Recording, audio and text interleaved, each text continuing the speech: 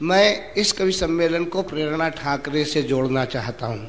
उन्होंने बहुत ही परिश्रम के साथ अपने काव्य धर्म का निर्वाह किया है। नगर देश की 3 कवियत्रियां हमारे बीच में बैठी हुई हैं।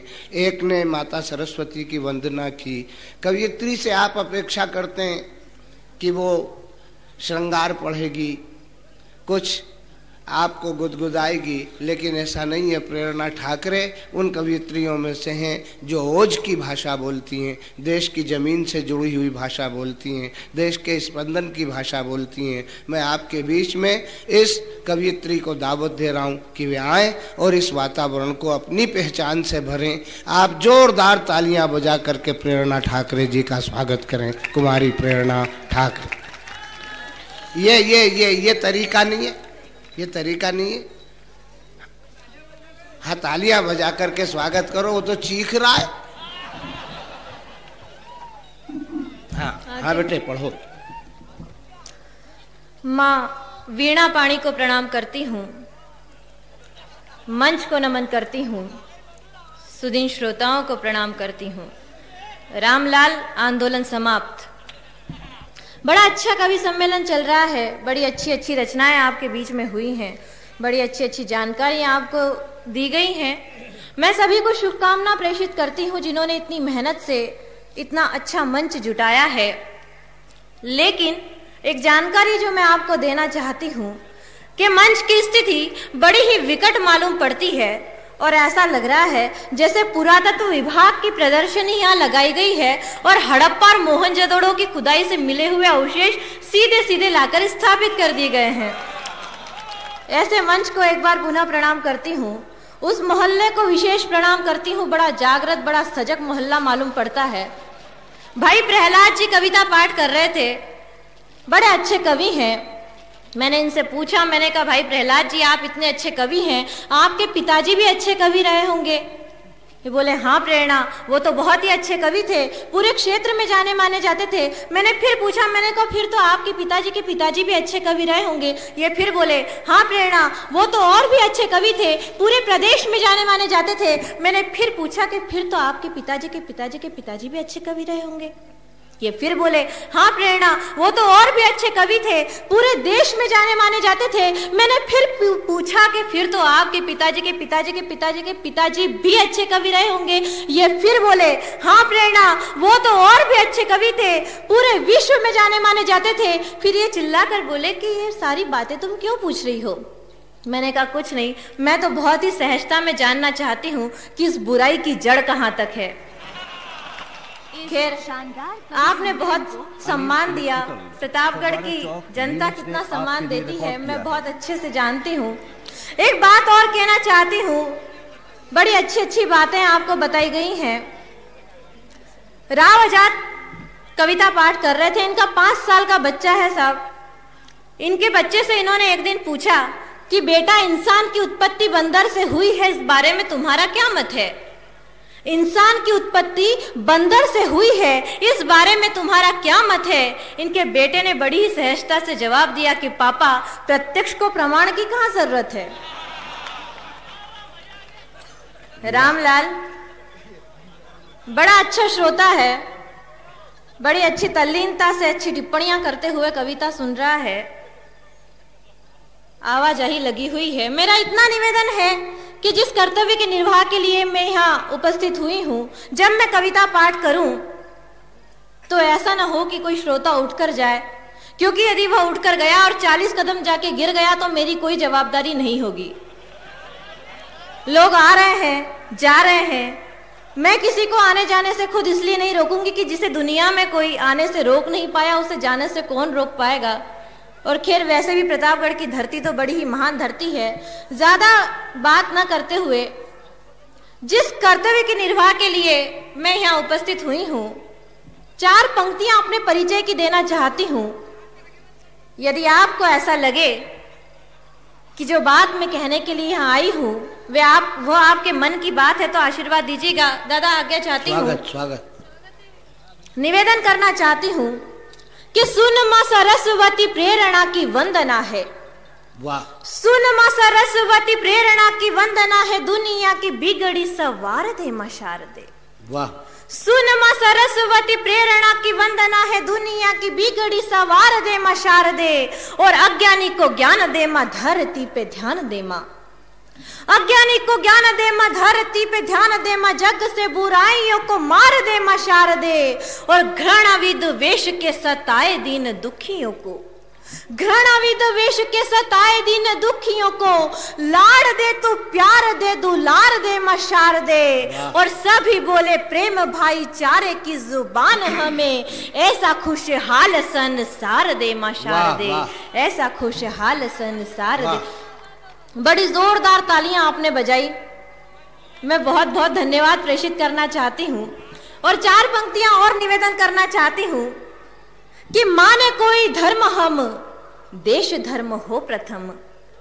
माने कोई धर्म हम, देश धर्म हो प्रथम। जान देश हित पे लुटाना आना चाहिए। क्या बात। माने कोई धर्म हम, देश धर्म हो प्रथम। जान देश हित पे लुटाना आना चाहिए। और कहती हूँ साफ साफ उग्रवाद के खिलाफ, कहती हूँ साफ साफ उग्रवाद के खिलाफ नीतियां कठोरतम अपनाना चाहिए।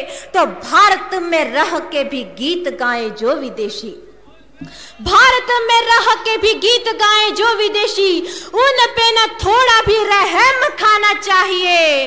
और जो यहाँ लादेन के समर्थन में बोलते हैं, उन्हें गोलियों से भून दिया जाना चाहिए, उन्हें गोलियों से भून दिया जाना चाहिए। इलेक्ट्रिकल्स, फव्वारा चौक, नीमच। और मित्रों, आपकी राष्ट्रीय चेतना को समर्पित करना चाहती हूँ 4 पंक्तियां कि देश धर्म के किसी भी मामले में हो दखल, देश धर्म के किसी भी मामले में हो दखल, संविधान में से ऐसे पन्ने फाड़ दीजिए। वाह। देश धर्म के किसी भी मामले में हो दखल, संविधान में से ऐसे पन्ने फाड़ दीजिए। और बंध कर एकता के सूत्र में सभी समाज, सभ्यता विरोधी दलों को पछाड़ दीजिए। तो इतिहास पे लगे जो काले दाग धोने हैं, तो इतिहास पे लगे जो काले दाग धोने हैं, तो बाबरी से सारे ढांचों को उखाड़ दीजिए। और राम राज कल्पना साकार रूप देनी है, तो देशद्रोही नेताओं को जिंदा गाड़ दीजिए, देशद्रोही नेताओं को जिंदा गाड़। और मित्रों, निवेदन करना चाहती हूँ, हम वर्षों से चिल्लाते आ रहे हैं कि राम जी के मंदिर का निर्माण होना चाहिए। बड़े बड़े चुनाव जीत लिए जाते हैं इस मुद्दे को लेकर। राम जी के भक्त को विशेष प्रणाम करती हूँ। बड़े बड़े चुनाव जीत लिए जाते हैं इस मुद्दे को लेकर, चुनाव जीत लिए जाते हैं, सत्ता का सुख भोग लिया जाता है और मुद्दा वहीं का वहीं रहता है। मैं आपके सामने एक तरकीब बताना चाहती हूँ। यदि इस तरकीब से, मेरा दावा है कि यदि तरकीब आपने अपना ली, तो राम जी के मंदिर का निर्माण बिना किसी पार्टी की सहायता के आप खुद ही कर सकते हैं। इसलिए ध्यान से मेरा एक एक शब्द सुनिए। और राम जी के भक्तों को कहना चाहती हूँ कि यदि तरकीब अपना ली, तो राम जी के मंदिर का निर्माण आप स्वयं कर लेंगे। सुनिएगा, तरकीब देना चाहती हूँ कि राम जी के मंदिर का निर्माण चाहिए, तो राम जी के मंदिर का निर्माण चाहिए, तो मेरा एक छोटा सा सुझाव मान जाइए। राम जी के मंदिर का निर्माण चाहिए, तो मेरा एक छोटा सा सुझाव मान जाइए। और सत्य और अहिंसा से मिलेगा ना अधिकार, सत्य और अहिंसा से मिलेगा ना अधिकार। सच सत्य सत्य धर्म युद्ध को रचाइए, तो एक बार बनकर खुद राम अवतार, एक बार बनकर खुद राम अवतार। आधुनिक जिंदा सारे रावण जलाइए, और राम जी का विरोधी शेष न बचेगा यहाँ। फिर जहाँ चाहे वहाँ मंदिर बनाइए, फिर जहाँ चाहे वहाँ मंदिर बनाइए। सम्मेलन को और मित्रों, निवेदन करना चाहती हूँ, हमारा देश गांधी का देश, हमारा देश नेहरू का देश, हमारा देश महाराणा प्रताप का देश आज क्या हुआ जाता है, तब निवेदन करना चाहती हूँ कि सारी दुनिया को ज्ञान का प्रकाश देने वाले, सारी दुनिया को ज्ञान का प्रकाश देने वाले देश में अज्ञान अंधकार कैसे हो गया। सारी दुनिया को ज्ञान का प्रकाश देने वाले देश में अज्ञान अंधकार कैसे हो गया, और 100 करोड़ जनता का परमाणु क्षमता का देश उग्रवाद का शिकार कैसे हो गया। तो सत्य व अहिंसा का पुजारी व परोपकारी, सत्य व अहिंसा का पुजारी व परोपकारी स्वाभिमानी देश यूं लाचार कैसे हो गया, और सारी शक्तियों का पुंज लगता है लुंज पुंज, दिल्ली हिंजड़ों का दरबार कैसे हो गया। दिल्ली हिंजड़। और मित्रों, प्यारे लाल, मेरा निवेदन है कि रात को, आधी रात को जो हरकत तू रोज मोहल्ले में करता है वो यहाँ पे न कर। मुझे ऐसा लगता है मुशर्रफ ने भेजा है किसी को। निवेदन करना चाहती हूं मित्रों, सुनिएगा। ठीक,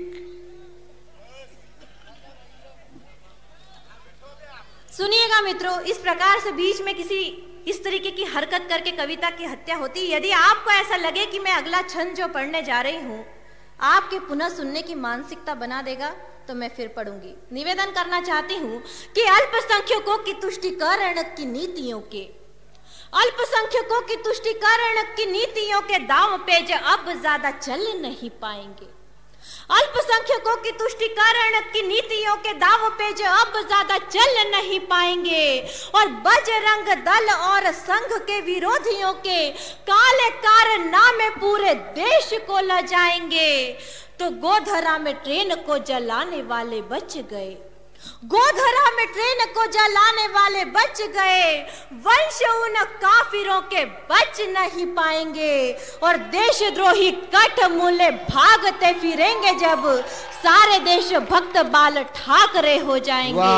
सारे देश भक्त बाल ठाकरे। और मित्रों, निवेदन करना चाहती हूँ, जब भी हमारे देश में किसी प्रकार की आतंकवादी गतिविधियां संचालित होती हैं तो पाकिस्तान का आला कमान हमसे सबूत मांगता है कि हमें सबूत चाहिए कि आतंकवादी पाकिस्तान के हैं। तब मैंने अपनी ओर से, इस पूरे देश की ओर से उस आला कमान को सबूत देने का प्रयास किया है। यदि ऐसा सबूत जो आपकी मानसिकता को झंझोर कर रख दे, आपको लगे, तो आशीर्वाद चाहती हूँ कि दगाबाज परवेज मांग रहा है सबूत, दगाबाज परवेज मांग रहा है सबूत, साथ लेके उनका ही दूत भेज दीजिए। दगाबाज परवेज मांग रहा है सबूत, साथ लेके उनका ही दूत भेज दीजिए। और मैं तो कहती हूँ अब बिना कोई देर किए जितने हैं पाक के कपूत भेज दीजिए। तो जिंदगी में दोबारा सबूत नहीं मांगे फिर, जिंदगी में दोबारा सबूत नहीं मांगे फिर, ऐसा मजबूत ये सबूत भेज दीजिए। और जेलों में जो उग्रवादी जिंदा सबको जला के पाकिस्तान उनकी भभूत भेज दीजिए, पाकिस्तान उनकी भभूत भेज। और मित्रों, निवेदन करना चाहती हूँ अंतिम क्षण के रूप में कि इटली की मेम चली घूमने को गली गली, इटली की मेम चली घूमने को गली गली, इटली की मेम चली घूमने को गली गली, देश का प्रधान बनने की सोच रही है। इटली की मेम चली घूमने को गली गली, देश का प्रधान बनने की सोच रही है।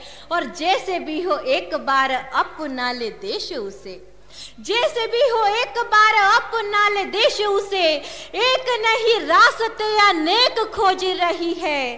तो देश ने विदेशी मान कर ठुकरा दिया, तो देश ने विदेशी मान कर ठुकरा दिया, तो टूटे हुए सपनों के आंसू पोंछ रही है। और देशभक्त लोगों पे आरोपों की झड़ी लगा के खीसियानी बिल्ली जैसे खंबा नोच रही है, खीसियानी बिल्ली जैसे।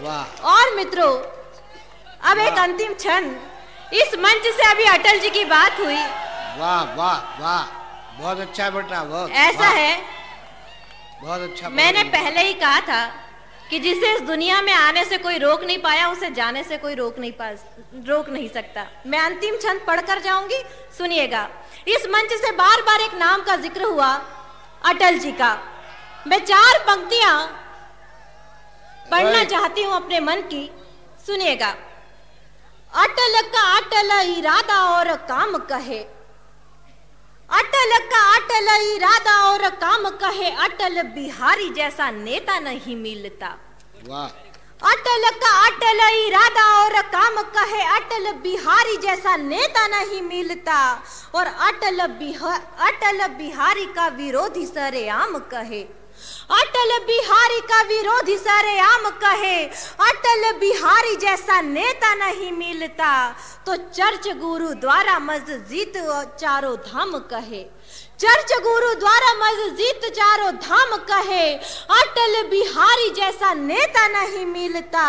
और प्रेरणा ही नहीं आज दुनिया तमाम कहे, अटल बिहारी जैसा नेता नहीं मिलता। अटल बिहारी। वाह वाह वाह वाह वाह। नील इलेक्ट्रिकल इस समाज में उठाने में कामयाब रही प्रेरणा ठाकरे। प्रेरणा ठाकरे ने अपने नाम के अनुरूप काम करके आपके बीच में दिखाया। नौजवानों के बीच में उबलती हुई भावनाओं को परोस करके उसने अपने विचारों का परिचय आपके बीच में रखा है। कुछ लोग जो यहाँ पर बैठ करके कविता से जुड़ना नहीं चाहते, केवल ठिल्लेगिरी करना चाहते हैं, उनके लिए भले ही वो विचारोत्तेजक भावना नहीं रही हो, लेकिन जिन तथ्यों को, जिन तर्कों को लेकर के प्रेरणा ठाकरे ने अपने स्वर आप तक पहुंचाए, निस्संदेह वो इस देश की जवानी के अंतर में उठते हुए भावों का प्रतिनिधित्व करने वाली भावना है। देश की नारी अगर इस तरीके से विचार करने लगे और देश का नौजवान अगर इस तरीके से ठिल्लेगिरी करने लगे तो निस्संदेह ये परिस्थिति निस्संदेह विचारणीय हो जाएगी।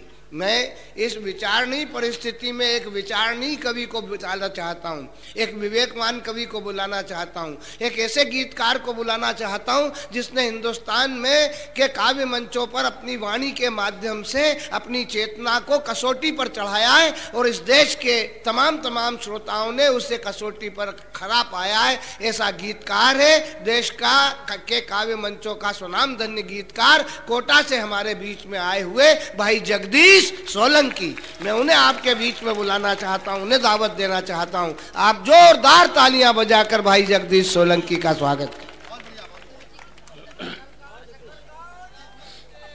किया ना। मंच को और आप सभी को मेरा सादर अभिवादन। मैं बिना किसी अतिरिक्त बातचीत के काव्य पाठ प्रारंभ करता हूँ, सुनने का मंच का ध्यान चाहता हूँ।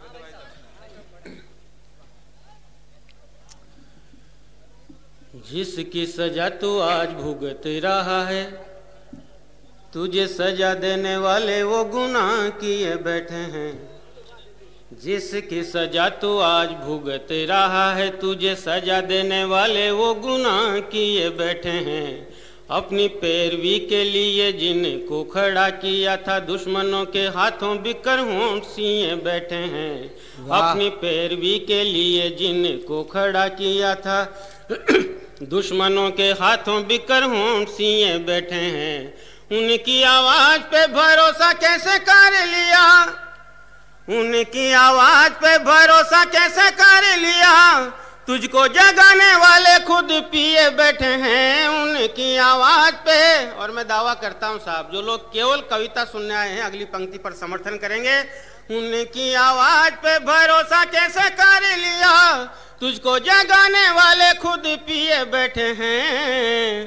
अरे जख्म अपने भूल कर भी तू किसी को मत दिखाना, लोग यहाँ हाथों में नमक लिए बैठे हैं। जख्म अपने भूल कर भी तू किसी को मत दिखाना। एक सलाह देता हूँ, मेरी सलाह मानना, शायद आपकी परेशानियां कुछ कम हो जाए। जिनका भरोसा एक बार उठ जाए, उनका नाम फिर भरोसे वाले तीन में ना रखना। और अगली पंक्ति अगर समझ जाओ तो एक अच्छी पंक्ति है, नाम फिर भरोसे वाले तीन में ना रखना। ऐसे कल पुरजे कभी भी जंग खा जाएं, जो सीने में धड़कती मशीन में ना रखना। ऐसे कल पुरजे कभी भी जंग खा जाएं, जो सीने में धड़कती मशीन में ना रखना।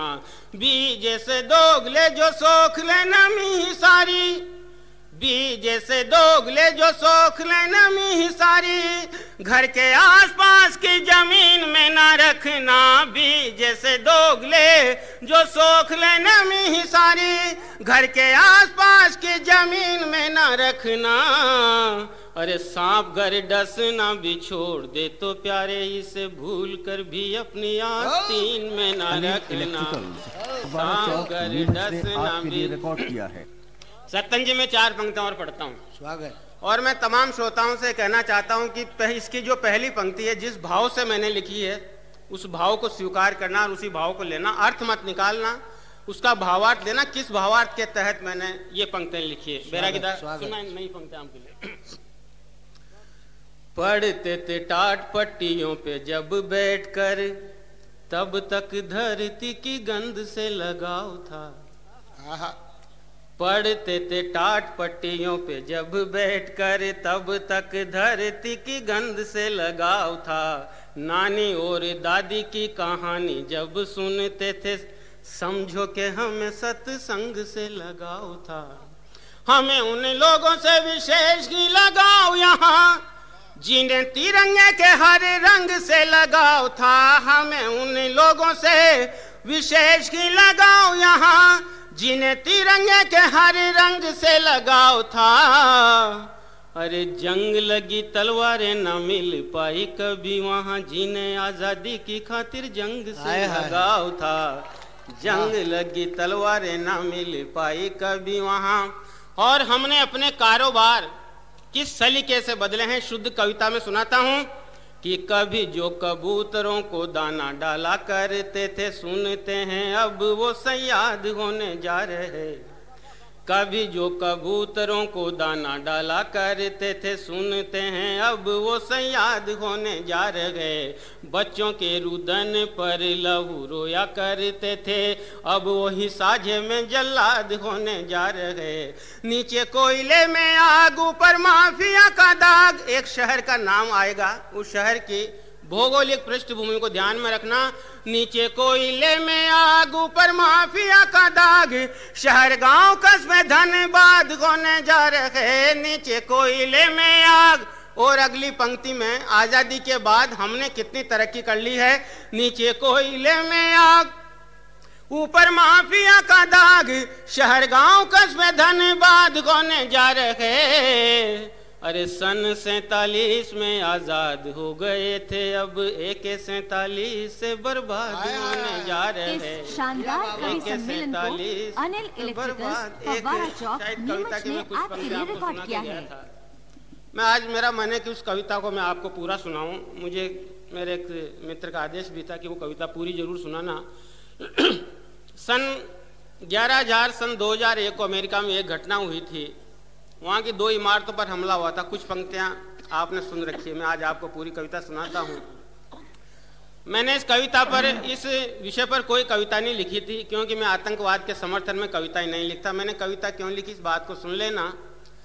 जब सन 71 में पाकिस्तान से हमारा युद्ध हुआ था, तो बांग्लादेश तोड़कर अलग कर दिया था। करीब करीब 1 लाख पाकिस्तानी सैनिकों ने आत्मसमर्पण तक कर दिया था। तब हमें अचानक युद्ध विराम क्यों करना पड़ा? क्योंकि उस समय अमेरिका ने हिंदुस्तान के साथ दोगलापन किया था।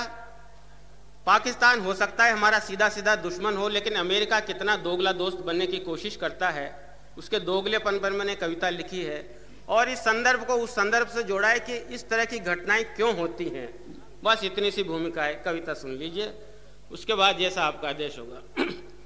तू दुनिया का दादा, तू दुनिया का दादा, तुझे झटका दमदार दिया। याद करना उस 11 सितंबर सन 2001 की घटना को। तू दुनिया का दादा, तुझे झटका दमदार दिया। एक झटके में तेरा पानी उतार दिया। अब तू कुछ भी कर ले, तेरी साख तो गई। अर्जुन सी जो पाई थी वो आंख तो गई। उसको मार कर भी दाग धोना पाएगा। ऐसा वैसा करके वैसा होना पाएगा। ओ दुनिया में तुझसे ज्यादा नाम कर गया। ओ दुनिया में तुझसे ज्यादा नाम कर गया। जो कल्पना से बाहर था वो काम कर गया। तेरा घर, तेरी धरती, तेरा आकाश था। तेरे पहरेदार थे, तेरा तेरा विश्वास था, तेरा ईंधन था, तेरे वायुयान थे, तेरा जूता तेरा सर तेरे सामान थे, तेरा जूता तेरा सर तेरे सामान थे। ओसामा भी तेरा था, तूने ही खड़ा किया, बोने उग्रवाद को तूने ही बड़ा किया। तू वजीर वो प्यादा, तू उससे भी ज्यादा है, तुम दोनों का नेक नहीं पर एक इरादा है। निर्दोषों की हत्या के तुम दोनों आदि हो, तुम दोनों ही बराबर के आतंकवादी हो, तुम दोनों ही बराबर के आतंकवादी हो। बाकी बातें छोड़िए सारी फिजूल है, पर जिंदगी का एक बुनियादी उसूल है। अपने कर्मों को गिन गिन कर छांटना होगा, जैसा बोगे वैसा ही काटना होगा। भस्मासुर जिसने पाला वो काम से गया, पहले गया समय से फिर सलाम से गया। हथियारों की मंडी गए तेरे आकाश में, तारे बड़े घमंडी गए तेरे आकाश में। तेरे इन हथियारों को हमने भी झेला है, जो 45 साल तुम्हारी गोद में खेला है। हमने जब कश्मीर पे बोला हंसकर टालते, ये आपस का मसला है कहकर बात उछालते। क्या होता आतंकवाद कब एहसास हुआ, जब घर में आग लगी तब धुएं का एहसास हुआ। जब धुएं से दम घुटता है आत्माएं रोती गए, नफरत के बीजों की फसल ऐसी ही होती गए। अब हमें भी क्या लेना अमेरिका तालिबान से, हम भी तमाशा देखेंगे अपने मचान से। क्या ओसामा क्या बुश, हम तो कायदे में हैं, ये दोनों ही मर जाए दुनिया फायदे में है।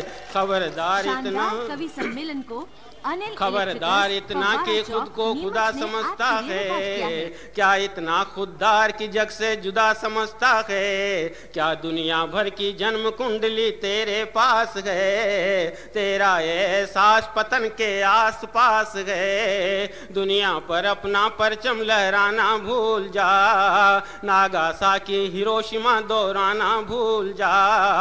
अणु और परमाणु अब सबके ही पास हैं, जो भी पहल करेगा उसका ही विनाश है। कहाँ गया ओसामा, उसका कैसा हाल है, उसको नहीं पकड़ पाने का तुझे मलाल है। कहता था कि जिंदा मुर्दा उसको पकड़ूंगा, बेरहमी की बेड़ियों में उसको जकड़ूंगा।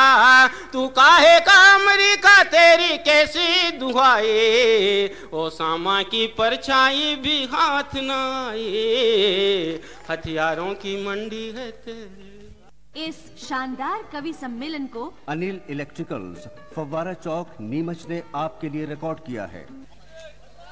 नहीं बिल्कुल। अरे बदनाम बस्ती बाद में सुन लेना भैया, कुछ नई रचनाएं सुनो। एक तिरंगा रचना की मैं प्रार्थना करता हूँ, इस वातावरण को अगर वो आप दे देंगे तो बहुत अच्छे होगा। सत्तन जी मैं आपका आदेश बिल्कुल मानूंगा। हाँ, मैं इतना तो नहीं जानता कि गंभीर कविताएं लिखना मुश्किल काम है, आसान काम है, लेकिन इतना जरूर है कि गंभीर कविताएं सुनाना मुश्किल काम है और सुनना और ज़्यादा मुश्किल काम है। और समझना तो खैर मैं कुछ नहीं कहूँगा इसके बारे में। कहना भी नहीं चाहिए, गंभीर मल के घर में ही शांति लाल पैदा होता है।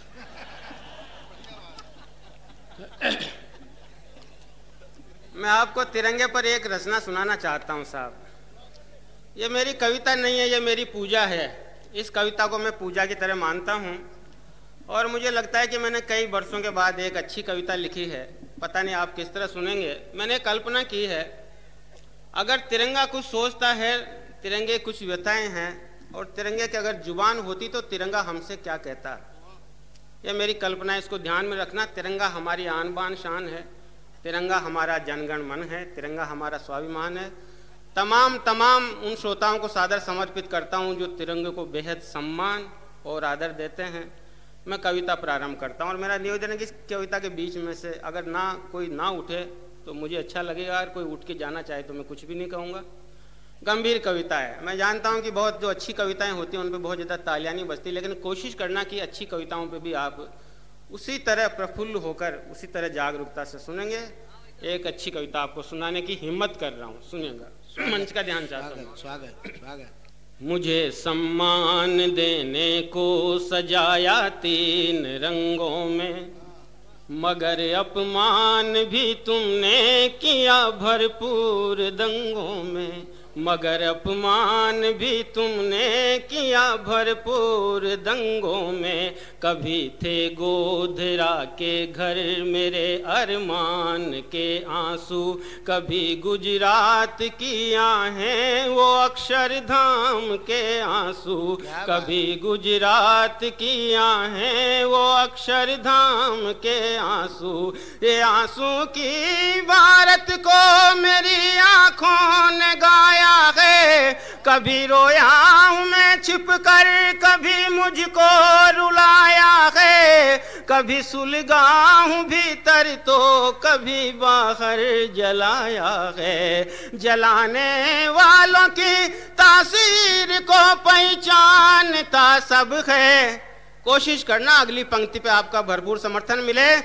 जलाने वालों की तासीर को पहचानता सब है। जुबान से कुछ न बोले पर तिरंगा जानता सब है। जुबान से कुछ न बोले पर तिरंगा जानता सब है। अहिंसा की दुहाई दे तुम हिंसा पर उतर आए, जिन्हें मैंने नकारा तुम वो सारे काम कर आए। न जाने कौन से मजहब के रास्ते से गुजर आए, कबूतर नेहरू ने छोड़े तुम उनके पर कतर आए। कबूतर नेहरू ने छोड़े तुम उनके पर कतर आए। किसी ने बात कब मानी है मस्जिद और शिवालय के, मुसीबत कौन समझे उनके भीतर रहने वाले के। तुमने अंधियारे बोए हैं, जरूरत थी उजाले की। उजाले पाने की खातिर वो मुट्ठी तानता सब है। जुबान से कुछ न बोले पर तिरंगा जानता सब है। जुबान से कुछ न बोले पर तिरंगा जानता सब है। यहाँ बारूद बनता है, वहाँ शीशा पिघलता है। जो खिड़की खोल कर देखो धुआं लो में बदलता है। हकीकत है कि अंगों में, हकीकत है कि दंगों में क्या जलता है सुलगता है। यहाँ राखी सुलगती है, वहाँ सिंदूर जलता है। यहाँ राखी सुलगती है, वहाँ सिंदूर जलता है। ये जो लाशों के व्यापारी है वो बाजार किसका है। काम कोई संभाले किंतु कारोबार किसका है। हाथ कोई हो लेकिन देखो तो हथियार किसका है।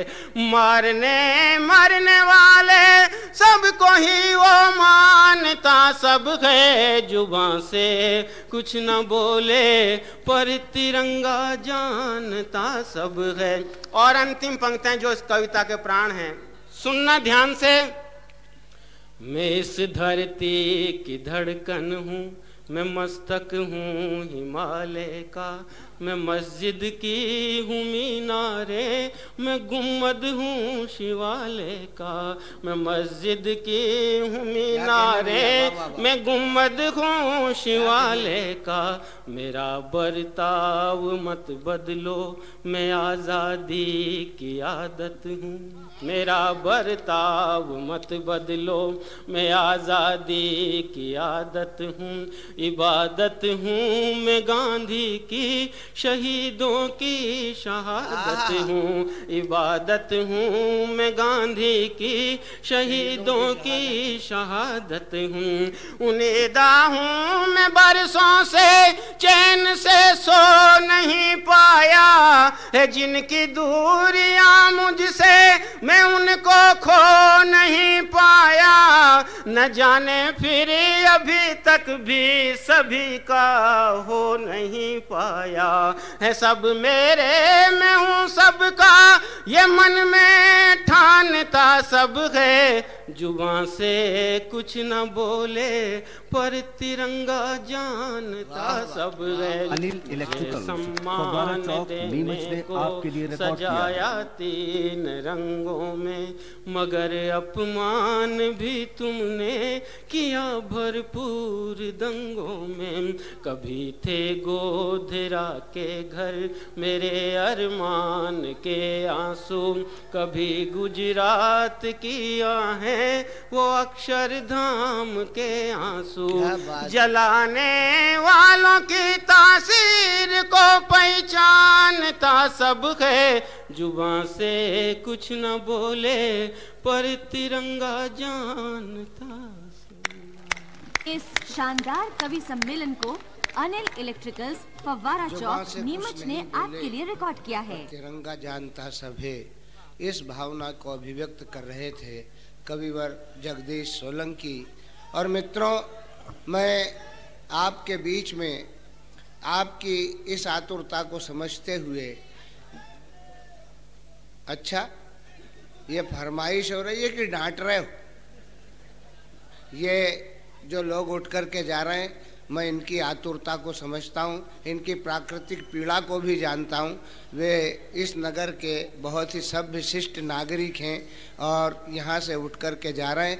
मैं आपके बीच में जिस कवि को बुला रहा हूँ वो आपको हंसाएगा, गुदगुदाएगा और आपको उस दुनिया में ले जा कर के रख देगा जहाँ पर आपकी हंसी उस सीमा का स्पर्श कर पाएगी जिसकी आप कल्पना भी नहीं कर सकते। ये जो लोग उठ रहे हैं, मैं उस कवि का नाम तभी लूँगा जब ये लोगों का उठना बैठना बंद हो जाएगा। आप समझ गए होंगे कि हमारे बीच में एक बहुत ही महत्वपूर्ण देश का कवि बैठा हुआ है, जो हिंदुस्तान के काव्य मंचों पर ही नहीं विदेशों में जाकर के भी अपनी वाणी के माध्यम से लोगों के अधरों पर मुस्कुराहटों के यज्ञ कर चुका है। ऐसे कवि हैं भाई प्रदीप चौबे, जो ग्वालियर से हमारे बीच में आए। मैं उन्हें आपके बीच में दावत देना चाहता हूँ। ये जो लोग निकल गए बहुत अच्छा किया, जो लोग निकल रहे हैं बहुत जल्दी निकल जाएं, जो लोग बैठ रहे हैं खड़े होकर वो एक बार खड़े हो गए फिर बैठ जाएं। बहुत बहुत धन्यवाद। आइए प्रदीप जी। अनिल इलेक्ट्रिकल्स फव्वारा चौक नीमच ने ताली बजाइए आप जोरदार। नहीं, आप लोग जहाँ सुन रहे हैं बहुत बढ़िया है, तालियों की कोई आवश्यकता नहीं है, बड़े मन से आप लोग सुन रहे हैं, ये बड़ी खुशी की बात हमारे लिए है। मैं पहली बार आपके शहर में मेरा जन्म हुआ है और हासरत से ख़ानदान के बड़े भाई बैठे हैं, पीछे छोटे भाई बैठे हैं, आपको हंसाने के लिए बस बैठ जाएं थोड़ी देर। मैं भी अपनी भूमिका अदा करने के लिए यहाँ पर आया हूँ। और जगदीश जी ने तो बहुत बढ़िया सुना दिया, बढ़िया गा दिया। मेरा भी गाने का मन हो रहा था लेकिन मैं गाऊंगा नहीं क्योंकि ऐसे रिस्क में ले नहीं सकता। एक बार मैंने गाना गाया था, क्या हुआ वो आपको सुनाता हूँ। पहले एक बार मुझे गाने का शौक चल रहा,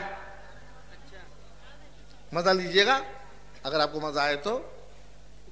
मैं हमेशा अच्छी कोशिश करता हूं और अंत में जाके गड़बड़ हो जाती है तो मैं अपना सा मुंह लेके रह जाता हूं। आइए बैठिए, नरपुंगा भी गाए हैं। एक बार मुझे गाने का शौक चल रहा तो मैं एक सेकंड हैंड हारमोनियम खरीद लाया। एक बार मुझे गाने का शौक चल रहा तो मैं एक सेकंड हैंड हारमोनियम खरीद लाया।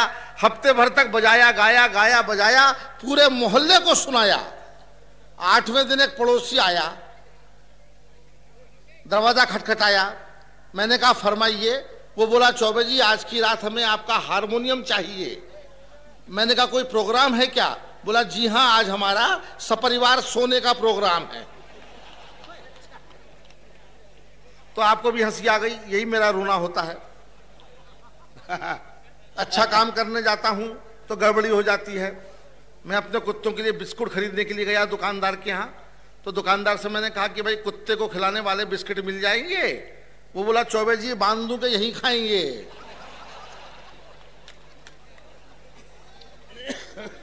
तो रेपुटेशन ऐसी हो गई है, और एक ने ताली बजा दी तो रेपुटेशन आप ही लोगों ने कर दी ऐसी, वरना आदमी तो मैं बहुत सीरियस ही हूं। थोड़ा बैठ जाइए, थोड़ी हलचल हो गई थी, उसको थोड़ा ठीक कर रहा हूं मैं। सबका भी आपके मन के लिए यहां पर आए हैं। आइए, थोड़ी अब शांति स्थापित हो गई है। आपका मन लगाने के लिए मैंने कुत्ते को बिस्कुट खिलवाए, लेकिन जो मैं सुनाना चाहता हूं उस पर आपकी दाद भी चाहता हूं, आपका ध्यान भी चाहता हूं। स्वागत स्वागत। अभी चुनाव हो गए आपके राजस्थान में भी, हमारे यहाँ मध्य प्रदेश में भी। आपने देखा क्या रिजल्ट आया। जल्दी जल्दी बैठ जाइए। नहीं, जो भी रिजल्ट आता अच्छा आता है, क्योंकि जनता कहती है। बैठ जाइए, सभी लोग देर से आए हैं। देर से नहीं है, उठ के गए थे, वापिस अच्छा, आ रहे हैं। पूरी तरह उठ नहीं पाए? नहीं, पूरी तरह बैठ के आ रहे हैं। ये बहुत बढ़िया बात है। मैं तो इसलिए बैठने के लिए कह रहा हूं कि भैया कहीं बीच में कोई बात ना निकल जाए। आइए, मजा लीजिए, देखिए कि कहां से क्या बात होती है। अभी चुनाव आपके यहाँ भी हुए, हमारे यहाँ भी हुए। भाजपा आ गई, अच्छी बात है। जनता ने जो आदेश दिया वो हुआ। आप राजस्थान में, मध्य प्रदेश में हूं, मैं मध्य प्रदेश से आया हूं। आप जानते हैं कि मध्य प्रदेश में पाया जाता है। नहीं, हंसने की बात नहीं है। आप राजस्थान में हैं, मैं मध्य प्रदेश से आया हूं, आपका स्वागत करता हूं। कभी आप आइए मध्य प्रदेश में। जब आप राजस्थान से निकलेंगे और मध्य प्रदेश में पहुंचेंगे तो मध्य प्रदेश की सीमा पे आपको एक बोर्ड मिलेगा, उस पर लिखा रहेगा मध्य प्रदेश प्रारंभ, नीचे लिखा रहेगा सड़क समाप्त, और उसके नीचे लिखा रहेगा मुख्यमंत्री वीर गति को प्राप्त, क्योंकि सड़क के मारी समाप्त हुए वो। तो मैं मध्य प्रदेश में आपका स्वागत करता हूं। आप हमारे मालिक हैं, कभी आइए। एक बार आप आ गए तो भगवान आपका मालिक होगा। चुनाव जो हुए, और चुनाव में क्या होता है, यहां से बात शुरू करता हूं। बात आपके समझ में आएगी तो ज्यादा समझ में आ तो दाद दीजिएगा, वरना कोई बात नहीं है। स्वागत। एक मेरे मित्र हैं, वो भी चुनाव में खड़े हुए थे, हार गए, आत्महत्या को जा रहे थे। जिंदगी में पहली बार जनता के फेवर का काम कर रहे थे। जाते जाते जो सवाल मुझसे पूछा और जो जवाब मैंने दिया, दोनों सुनिएगा, मजा लीजिएगा भाई साहब। एक चुनाव हारे उम्मीदवार ने हमसे पूछा, सत्तन जी, हाँ। एक चुनाव हारे उम्मीदवार ने हमसे पूछा, बताइए चौबे जी, वोटों और जूतों में क्या फर्क है। बहुत दुखी था, अपने हिसाब से पूछ रहा था। एक चुनाव हारे उम्मीदवार ने हमसे पूछा, बताइए चौबे जी, वोटों और जूतों में क्या फर्क है। हमने कहा, प्यारे लाल, वोट पड़ते हैं तो गिने जाते हैं। अनिल इलेक्ट्रिकल्स, फव्वारा चौक, नीमच ने आपके लिए रिकॉर्ड मुझे खुशी है कि बात आपको पसंद भी आई और समझ में भी आई। एक चुनाव, बस ऐसे मजा लेते जाइए। बहुत सारी बातें मेरे पास में भी हैं, मित्रों ने अच्छी बातें कही हैं, थोड़ी बातें मैं भी कहना जानता हूं। अगर पसंद आएंगी तो अपना आना सार्थक समझूंगा। एक चुनाव हारे उम्मीदवार ने हमसे पूछा, बताइए चौबे जी, वोटों और जूतों में क्या फर्क है। हमने कहा, प्यारे लाल, वोट पड़ते हैं तो गिने जाते हैं। आगे बोलने की जरूरत ही नहीं थी, उसका चेहरा बता रहा था कि वो क्या और कितने गिन के आ रहा है। आदमी समझदार हो तो इशारे में बात कर लेता है। मैं तो लंबी बातें करना जानता नहीं, इशारे से बात करता हूं। देखिएगा, मजा लीजिएगा। एक किताब के अंदर एक सुंदर औरत की तारीफ छपी थी। महिलाएं सुने, बातें कर रही हैं, सुन नहीं रही हैं। सुने, आपके काम की चीज हो सकती है। एक किताब में एक सुंदर औरत की तारीफ छपी थी। क्या सुंदरता थी, 10 मिनट तक मैं ही हंसता रहा।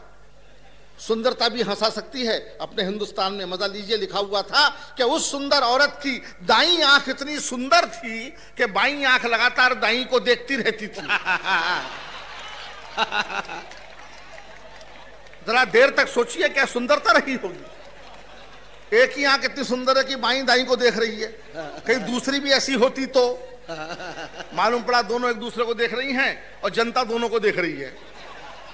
तो ये हिंदुस्तान है। वहीं से आपको बातें सुनाता हूं। सत्तन जी, मैम, आप सभी जानते हैं कि हिंदुस्तानी स्त्रियां अपनी मांग में लाल सिंदूर डालती हैं।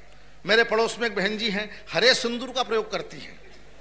तो एक दिन मैंने पूछ लिया कि बहन जी, आप ये हरा सिंदूर क्यों डालती हैं। तो शर्मा के बोली, चौबे जी, मेरे पति रेलवे ड्राइवर हैं,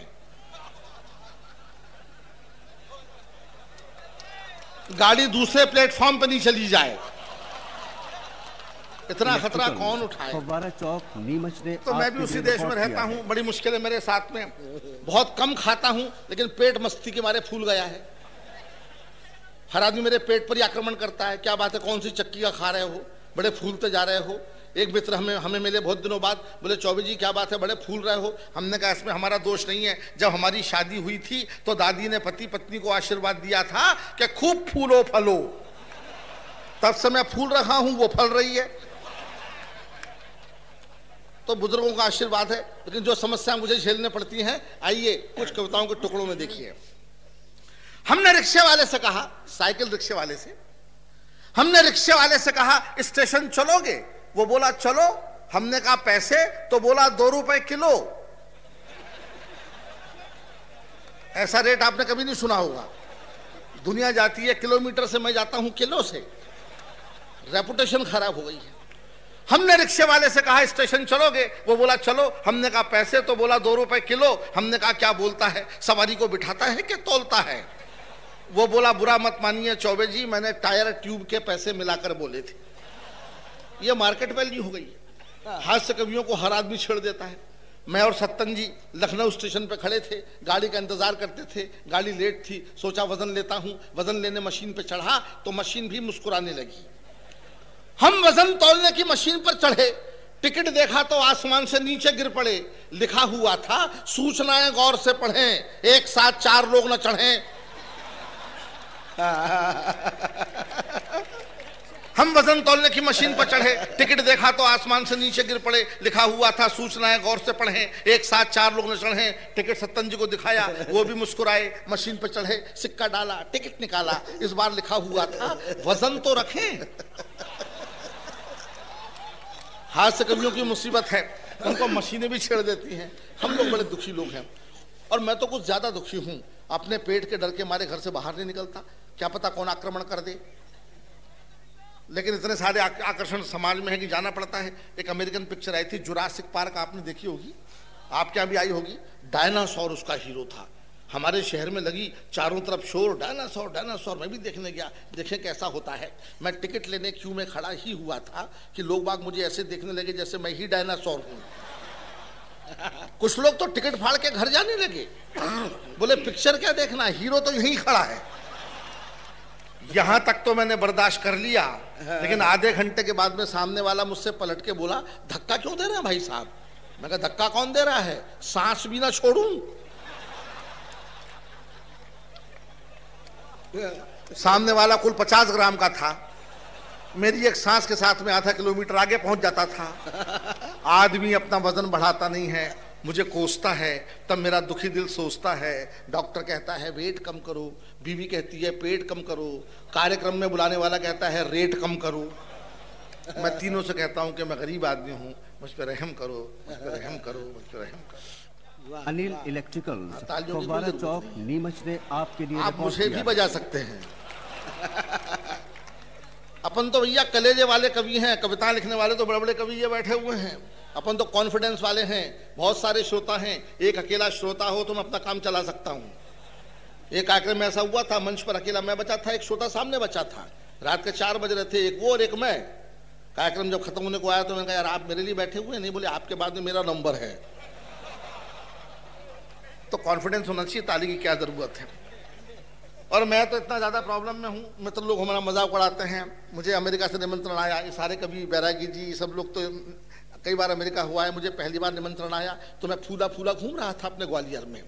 तो मैं अपने शहर के फोटोग्राफर के पास में पहुंचा कि यार पासपोर्ट खिंचाना है। फोटो से मेरा मतलब था, मैं यार पासपोर्ट साइज फोटो खिंचाना है, चाहता हूं उसमें जूते भी आ जाएं। हिंदुस्तानी आदमी बड़ा लालची होता है, 2 रुपए में 20 रुपए का आउटपुट चाहता है। तो मैं भी लालच में आया, मैंने कहा यार पासपोर्ट खिंचाना है, चाहता हूं उसमें जूते भी आ जाएं। बोले आ जाएंगे, सिर पे रख लेना। मैं आज तक ये तय नहीं कर पाया कि उसने रखे कि लगाए। बैरागी जी हमारे बड़े भाई बैठे हुए हैं, अमेरिका से प्रोग्राम देके लौटे। हम बड़ा सीरियस इनको मानते हैं, मैंने हमारी ही उतार दी। मैंने बैरागी जी से कहा कि भाई साहब आप अमेरिका होके आ गए, मैं भी अमेरिका जाने की सोच रहा हूं, कितना पैसा लग जाएगा। बोले एक भी नहीं, क्योंकि सोचने का क्या पैसा। मतलब मैं सोच भी नहीं सकता। ये तो मेरी स्टेटस कर दी है। ग्वालियर में रहता हूँ, सत्तन जी जानते हैं, चंबल का इलाका है ग्वालियर, आप जानते हैं डाकुओं का। मैंने जंगल में मकान बनाया, सुरक्षा के लिए कुत्ते भी पाले हुए हैं। कोई भरोसे नहीं करता, बोले आपने क्या पाले होंगे, उन्हीं ने आपको पाला होगा। एक कुत्ता काफी मोटा है, खतरनाक है, तो मैंने बाहर गेट पे बोर्ड लगा दिया, भाई मोटे कुत्ते से सावधान। तो मैं बोर्ड लगा के लौटा ही था कि घंटी की आवाज, दोबारा गेट पे गया, साहब खड़े थे, मैंने कहा फरमाइए। बोले आप ही हैं क्या? मैंने फौरन बोर्ड उतारा। आदमी को क्या समझ रहा था? आपके लिए रिकॉर्ड किया है। हंसने की बात नहीं है, रोने की बात है। मेरी प्रॉब्लम है, अपने कुत्तों के लिए सामान लेने जाता हूं खाने का, तो क्या प्रॉब्लम है वो भी देखिए। मैं अपने कुत्तों के लिए अंडे खरीदने के लिए गया, तो मैंने दुकानदार से एक बड़ा सिंपल सवाल पूछा, जो शायद आप भी पूछते। मैंने अंडे वाले से पूछा कि आपने ये अंडे कैसे दिए? आप लोग भी गलत समझ रहे हैं शायद। जैसे अपन पूछते हैं आलू कैसे दिए, प्याज कैसे दी, उसी लपेट में पूछा मैंने कि आपने ये अंडे कैसे दिए? तो अंडे वाला घूर के बोला कि चौबे जी आप भाव पूछ रहे हैं कि तरीका? मैंने कहा भाई तरीका तू जान, मुझको तो भाव बता दे। कोई मेरे को अंडे देना है कि मुझको देख के चच्चों का कैरेक्टर खराब हो जाता है। मेरा बेटा खराब अंडे खरीद लाया, वापस करने में गया, मैंने दुकानदार से पूछा कि अंडे आपने दिए थे? वो बोला कितने बजे की बात है? मैं कहा अंडे भी घड़ी देख के देता है क्या? वो बोला नहीं कितने बजे की बात है? मैंने कहा 12 बजे की होगी। वो बोला उस समय मेरे पिताजी ने दिए होंगे। अनिल इलेक्ट्रिकल्स, फव्वारा चौक। मैंने पिताजी का ऐसा सम्मान कभी नहीं देखा। किया है। बेटा भी मुर्गा, बाप भी मुर्गा, पिताजी ने दिए होंगे। 12 बजे रोज वही देते हैं। और मैंने कहा आप? बोले मैं तो 8 बजे देके चला जाता हूँ। मैंने कहा आप दोनों बाप बेटे के अंडे देते रहते हैं? बोले खानदानी धंधा है, बाबा भी दिया करते थे और संडे को हमारे बच्चे भी दे देते हैं। बनाकर फकीरों का हम भेष गालिब, तमाशाए अहले करम देखते हैं, तमाशाए अहले करम देखते हैं। वो प्रॉब्लम मेरे साथ में है, कोई जरूरत नहीं बजाने की, मैं उसके बिना भी काम चला रहा हूँ अपना। थोड़ा सुन लीजिए, आपके शहर में सुने, थोड़ा सुने, मैं आपको कविताओं तक ला रहा हूँ।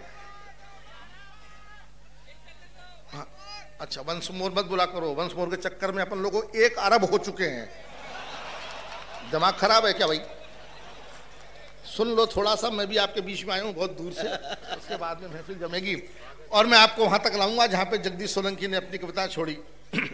देशभक्ति की बात मैं भी करूंगा, लेकिन थोड़ा आपको हंसाते हंसाते। ब्राह्मण का बेटा हूं, यहां तक आने में देर होगी, सुबह से कुछ खाया नहीं मैंने, खाने को मिला नहीं। तो मैंने प्रहलाद नवीन से पूछा कि यार कुछ खाना खाया नहीं है, कार्यक्रम अगर 4 बजे समाप्त हुआ तो खाने को कुछ मिलेगा कि नहीं? तो वो बोला कि मैं तो हूं। उसका मतलब था कि मैं इंतजाम करूंगा। तो ब्राह्मण का बेटा खाने के चक्कर में रहता है। अब ब्राह्मण इस जमाने में सबसे दुखी आदमी है। किसी जमाने में ब्राह्मण एक जाति थी, आजकल एक प्रजाति है। मैं अपना दुख बता रहा हूं आपको। ब्राह्मण सीधा साधा बेचारा आदमी, उसके संग में षड्यंत्र हुआ, तमाम जातियों ने मिलकर उसको देवता बना दिया। तमाम जातियों ने कि आप हमारे देवता हैं, हम आपके सेवक हैं, हम कमाएंगे, आप खाना। ब्राह्मण ने इतना खाया कि स्थायी किस्म का खाऊ हो गया। अब कोई पूछता नहीं है, ब्राह्मण देवता दुखी बैठे हैं। कभी कभी भाव बढ़ जाते हैं जब श्राद्ध पक्ष आते हैं। श्राद्ध पक्ष में हर आदमी ढूंढता है कि स्वर्गीय पिताजी को खाना खिलाना है, ब्राह्मण को ढूंढो और इतना ठूस के खिलाओ कि वो खुद पिताजी हो जाए। ये बातें मैं दुख में कह रहा हूं। मैं श्राद्ध का नहीं खाता। ग्वालियर में एक ठाकुर साहब मेरे पड़ोस में रहते हैं, सुनने लायक बात है। श्राद्ध पक्ष में आए, बोले चौबे जी मेरे पिताजी का श्राद्ध है, आपको खाना खाने आना है। मैंने कहा ठाकुर साहब मैं श्राद्ध का नहीं श्रद्धा का खाता हूं। तो बोला क्या मतलब? मैंने कहा जब पिताजी जिंदा थे तब क्यों नहीं बुलाया? तब नाश्ते पे भी नहीं बुलाया, मरने के बाद में डायरेक्ट लंच में बुला रहा है। हाँ, मैं तेरे पिताजी का एजेंट हूं क्या? उनका खाऊं और उन्हीं के पास पहुंच जाऊं? मैं कहा मैं तो श्राद्ध का नहीं खाता। तो ठाकुर बुरा मान गया, बोले नहीं खाओगे, नहीं आओगे तो अगले साल तुम्हारा ही मनेगा। मैं भी गुस्से में आ गया। मैं कहा तैयारी करने में आ रहा हूं और भगवान ने चाहा तो 13 मना के लौटूंगा। आपकी कसम में तैयारी करके गया मित्रों। उसके पिताजी के श्राद्ध में ठाकुर के पालती मार के बैठा, 3 घंटे तक नॉन स्टॉप खाया। ठाकुर भी थक गया, बोला बीच में पानी तो पी लो। मैंने भी कह दिया बीच आने तो दे, और बीच में तू मत आ, वरना भरोसा नहीं है आज मैं नॉन वेज भी खा सकता हूं। ठाकुर ऐसा भागा फिर नहीं दिखा। इस देश में पेट की अनंत संभावनाएं हैं, पेट में कुछ भी कितना भी जा सकता है। मुझे याद है एक हाथी का ऑपरेशन हो रहा था। ऑपरेशन के बाद में डॉक्टर ने नर्स से पूछा, अपने औजार तो गिन लिए, पूरे तो हैं? नर्स बोली, डॉक्टर साहब औजार तो पूरे हैं मगर छोटे वाले डॉक्टर साहब नहीं दिख रहे। इस शानदार कवि सम्मेलन को तो जो पेट आप देख रहे हैं ये खाने के मारे नहीं, मस्ती के मारे फूल गया है। लोग समझते हैं बहुत ज्यादा खाता हूँ, यकीन कीजिए मैं बहुत कम खाता हूँ। लोगों के गम खाता हूँ, हिंदुस्तान की हालत पर रहम खाता हूँ। आप मेरा भरोसा करें तो मैं आपकी कसम खाता हूँ। वाह वाह वाह, बहुत अच्छी बात नहीं है, आकर कसम खाना भी रिस्की है। एक नेताजी ने अपने बाप की कसम खाई तो उनके पड़ोस का बुढ़ा मर लिया। इसलिए मैं तो कसम भी नहीं खाता भाई। आइए थोड़ी देर और आपके बीच में हूं मैं। उसके बाद में कवियत्रियां बहन हैं, आदरणीय बैरागी जी हैं, स्वयं सत्तन जी हैं। मैं आपका मन लगाने के लिए एक दो सार्थक रचना सुनाना चाहता हूँ। बम्बई जाता रहता हूँ, बम्बई फिल्मों की नगरी है। पिछले दिनों गया था, बम्बई में एक चौराहे पे खड़ा हुआ था जहाँ फिल्मी पोस्टर लगे हुए थे। वहाँ पे फिल्मी पोस्टरों में सारे लोग उलझे रहते हैं। वो चौराहा ही फिल्मी पोस्टरों के लिए है, फिल्मी प्रचार के लिए है। मैं खड़ा हुआ था, आपका कवि जो दिखा वो लिखा आपको सुना रहा हूँ। सिनेमा के पोस्टर एक लाइन से लगे हुए हैं, देखिए कैसी कविता बाहर आ रही है, मजे लीजिए, बात को समझिए। पहले 4 पोस्टर, हिंदुस्तान की कसम, हम हिंदुस्तानी, हम नहीं सुधरेंगे, हम सब चोर हैं। ये फिल्मों के पोस्टर हैं, मेरी शरारत नहीं है। हिंदुस्तान की कसम, हम हिंदुस्तानी, हम नहीं सुधरेंगे, हम सब चोर हैं। ब्रह्मचारी शादी के बाद, ब्रह्मचारी शादी के बाद 9-2-11, ब्रह्मचारी शादी के बाद 9-2-11, आह दुल्हन वही जो पिया मन भाए, 20 साल बाद गुमराह। आह दुल्हन वही जो पिया मन भाए, 20 साल बाद गुमराह। झील के उस पार आन मिलो सजना, 2 गज जमीन के नीचे मैं इंतकाम लूंगा। संबंध कैसे होते जा रहे हैं? झील के उस पार आन मिलो सजना, 2 गज जमीन के नीचे मैं इंतकाम लूंगा। अब देखिए कैसे पोस्टरों में संबंध बताए जा रहे हैं कि संबंध कैसे बन रहे हैं। पति पत्नी जानी दुश्मन, बाप बेटा हम आपके हैं कौन, खून का बदला खून, भाई हो तो ऐसा। और चोर पुलिस एक दूसरे के लिए, चोर पुलिस एक दूसरे के लिए। 2 पोस्टर सुनिए। पवन पुत्र हनुमान घर बसा के देखो, पवन पुत्र हनुमान घर बसा के देखो। और अंतिम 3 पोस्टर मैं खुद भाग खड़ा हुआ, लिखा हुआ था गांधी एक बार चले आओ, हसीना मान जाएगी। वाह, क्या करें, बैठ जाइए। 3 एक साथ जा रहे हैं, नहीं उठने की उम्र में भी उठे हैं, मगर होता है, कोई बात नहीं, मजा लीजिए थोड़ी देर आपके बीच में। और बच्चे भी आज बैठे हुए हैं, अच्छा लगता है, बच्चे सुनने के लिए आते हैं। लेकिन बच्चे अब पहले जैसे बच्चे नहीं हैं, अब वो भोले नहीं हैं, वो भाले हैं। पहले भोले भाले होते थे, अब बच्चे भाले हैं। कंप्यूटर आ गया है, टेक्नोलॉजी आ गई है, बच्चे कंप्यूटराइज पैदा होने लगे हैं। एक मास्टर ने, सुनने लायक बात है, एक मास्टर ने क्लास में बच्चे से पूछा, लालू ने चारा खाया, इसका फ्यूचर टेंस बनाओ। लालू ने चारा खाया, इसका फ्यूचर टेंस बनाओ। बच्चा फौरन बोला, अब लालू दूध देगा। बात तो करेक्ट थी भाई, खाया है तो देगा, अब लालू दूध देगा। इतिहास है, पढ़ते रहते हैं, रटाया जाता है, आप सभी जानते हैं। मास्टर पढ़ा रहा था, जैसे कि अक्सर पढ़ाते हैं कि बोलो बच्चे, बोलो बच्चों, हमारे पूर्वज बंदर थे, हमारे पूर्वज बंदर थे। एक बच्चा खड़ा होकर बोला, आपके होंगे, हमारे तो अग्रवाल थे। अब उससे बात ही करना मुश्किल है साहब। एक और छोटी सी बात सुने, फिर मैं आपको अपने मन की सुनाना चाहता हूँ कविता। एक बड़ी सी बात है, छोटी सी बात है। बच्चे इनोसेंट होते हैं, अबोध होते हैं, क्या निकल जाता है मुंह से उनको पता नहीं, सुनने वालों को समझ में आता नहीं है, लेकिन बात तो मोती की तरह होती है। एक मास्टर ने क्लास में बच्चे से पूछा कि बता बेटा, माँ और बाप में क्या फर्क होता है। बच्चे का जवाब सुनना साहब आप, माँ और बाप में क्या फर्क होता है। बच्चा बोला, सर माँ कहने से मुंह खुल जाता है, बाप कहने से बंद हो जाता है। बोल के देखिए, माँ बाप। बच्चे की बात समझिए। बच्चा शायद ये कहना चाहता था कि माँ के सामने हवा, माँ के सामने हिम्मत लौट आती है, बाप के सामने हवा बंद हो जाती है। मगर ऐसे बच्चे भी होते हैं जो माँ बाप की भी पोल खोल देते हैं। मेरी बीवी को 4 दिन तक अपने मायके जाना पड़ा तो मुझे सत्तन जी के यहाँ खाना खाना पड़ा। 4 दिन तक मैं सत्तन जी के यहाँ गया। 3 दिन तक बच्चों ने अच्छा सम्मान किया, 3 दिन तक बच्चों ने अच्छा सम्मान किया, चौथे दिन मेरी उतार दी। 3 दिन बोले आइए चाचा जी, आइए चाचा जी। चौथे दिन गया तो बोले आइए मामा जी। मैंने क्या बात, अभी कल तक मैं चाचा जी था, आज मामा जी कैसे हो गया? तो उनका बच्चा बोला कि अंकल अभी जब आप आ रहे थे ना तो पापा मम्मी से कह रहे थे कि फिर आ गया साला।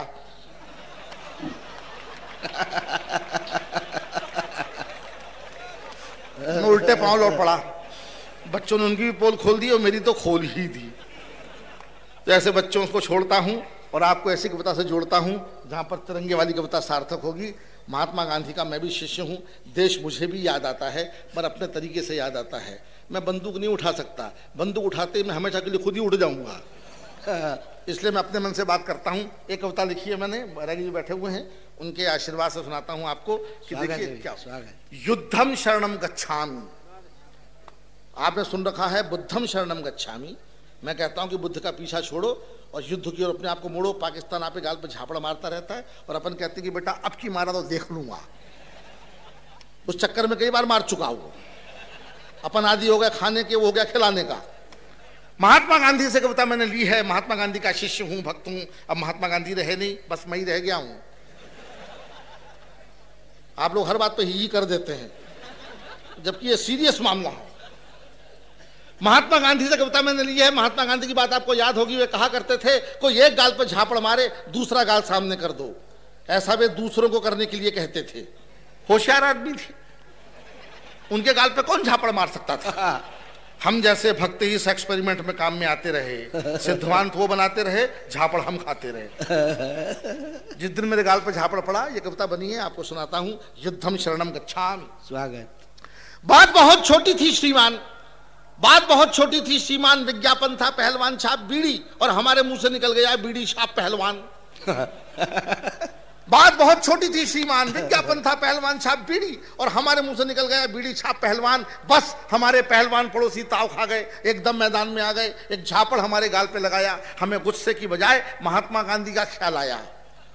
एक झापड़ हमारे गाल पे लगाया, हमें गुस्से की बजाय महात्मा गांधी का ख्याल आया। हमने विनम्रता पूर्वक दूसरा गाल उसके सामने पेश कर दिया, मगर वो शायद नाथूराम गोडसे का भक्त था, उसने दूसरे गाल पर भी धर दिया। हमने विनम्रता पूर्वक दूसरा गाल उसके सामने पेश कर दिया, मगर वो शायद नाथूराम गोडसे का भक्त था, उसने दूसरे गाल पर भी धर दिया। फिर मुस्कुराकर बोला, एक आध और खाओगे? जैसे पेड़ा खिला रहा हो। मुस्कुराकर बोला, एक आध और खाओगे, लेकिन ये तो बताओ बेटा तीसरा गाल कहां से लाओगे? एक आध और खाओगे, लेकिन ये तो बताओ बेटा तीसरा गाल कहां से लाओगे? हमने कहा पहलवान जी, आपकी इस अप्रत्याशित कार्रवाई ने हमें बड़े संकट में डाल दिया है। महात्मा गांधी ने ये तो कहा था कि कोई एक गाल पे मारे तो दूसरा लेके आगे बढ़ना, लेकिन वे जल्दबाजी में ये बताना भूल गए कि तुम जैसा कोई पहलवान पल्ले पड़ जाए तब क्या करना। इसलिए पहलवान जी आप केवल 15 मिनट यहीं ठहरना, मैं अभी उनकी आत्मकथा पूरी पढ़ के आता हूं। शायद उसमें मैं अभी उनकी, आप केवल 15 मिनट यहीं ठहरना, मैं अभी उनकी आत्मकथा पूरी पढ़ के आता हूं। शायद उसमें आगे कुछ लिखा हो।